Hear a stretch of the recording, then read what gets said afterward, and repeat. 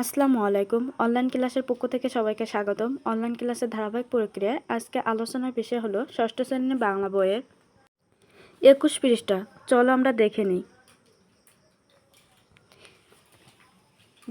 বিশেষ্য বলতে কোনো কিছুর নামকে বোঝায়।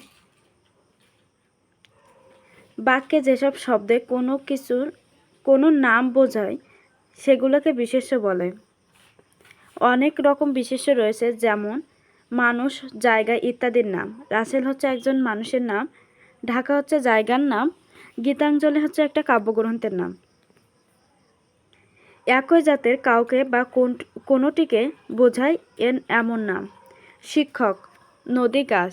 এখানে শিক্ষক বলতে শুধু নির্দিষ্ট একজন শিক্ষককে বোঝায় না, সমস্ত শিক্ষককে বোঝায়। নদী বলতে ও তেমন হচ্ছে একটি নির্দিষ্ট নদীকে বোঝায় না, সমস্ত নদীকে বোঝায়। গাছও ঠিক তেমনি, একটা নির্দিষ্ট গাছকে বোঝায় না, যে কোনো গাছকেই বোঝায়।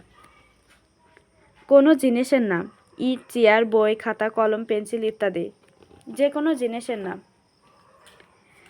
একত্রে থাকা বোঝায় এমন নাম। জনতা, বাহিনী, মিছিল। জনতা হচ্ছে অনেকজন মানুষ একসাথে থাকে, মিছিলেও তেমনি হচ্ছে অনেকগুলো মানুষ একসাথে থাকে, বাহিনীতে হচ্ছে অনেকগুলো মানুষ একসাথে থাকে। এই জন্য হচ্ছে একত্রে থাকা বোঝায় এমন নাম।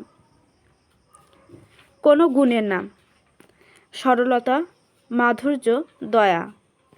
কোনো কাজের নাম, ভোজন, শয়ন, পড়ানো। এখানে ভোজন বলতে খাওয়াকে বোঝায়, শয়ন বলতে শোয়া বা ঘুমানোকে বোঝায়। পাঠ থেকে বিশেষ্য খুঁজি, মানে নাম যেগুলো সেগুলো হচ্ছে খুঁজি। চিঠিবিলি ছড়া ও সুখী মানুষ নাটক থেকে বিশেষ্য শব্দ খুঁজে বের করে তার একটি তালিকা তৈরি করো। চিঠিবিলি এবং সুখী মানুষ থেকে নাটক থেকে নাম শব্দ যেগুলো সেগুলো খুঁজে বের করে ছকটি পূরণ করতে বলেছে। বিশেষ্য পদ, চিঠিবিলি থেকে পাওয়া, সুখী মানুষ থেকে পাওয়া। চলো আমরা নমুনা ছকের উত্তরটি দেখে নিই। এখানে বিশেষ্য শব্দ বা চিঠিবিলি থেকে বিশেষ্য শব্দ বা নাম শব্দ কোনগুলো দেখে নিই। ছাতা, ব্যাঙ, চিঠি, মাঝি, চিংড়ি, খোলসে, নদী, ভেটকা, কাতলা, দেশটি, বর্ষা।